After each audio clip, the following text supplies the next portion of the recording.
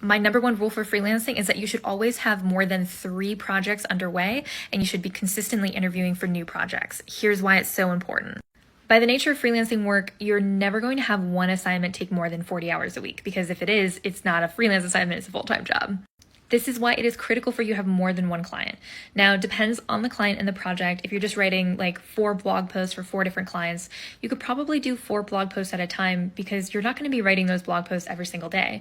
You're going to write one, send it to get feedback. The client may take a few days to a few weeks. They'll send you feedback. You'll do a rewrite and go from there. So you can have multiple clients, because chances are they're going to take some time to get back to you with feedback.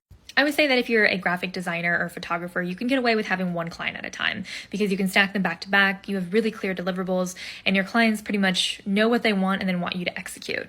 I would say with freelance writing, there's a lot more back and forth, because you need to continuously get information from the client, especially if it's a memoir project, if it's a lot of content, multiple pieces, and especially if it's a company that needs to understand what their needs are and might come back to you with new information, new designs, new other things that you then have to react to.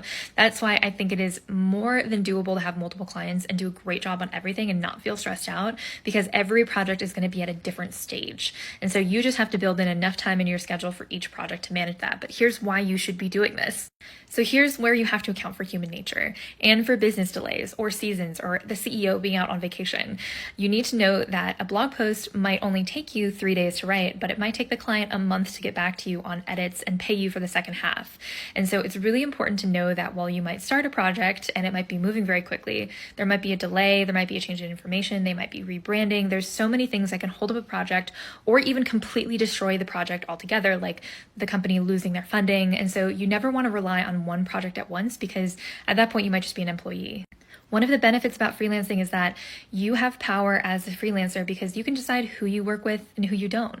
And while it's amazing that you're able to pick and choose, you still need to make sure that you have enough clients to pay for your bills.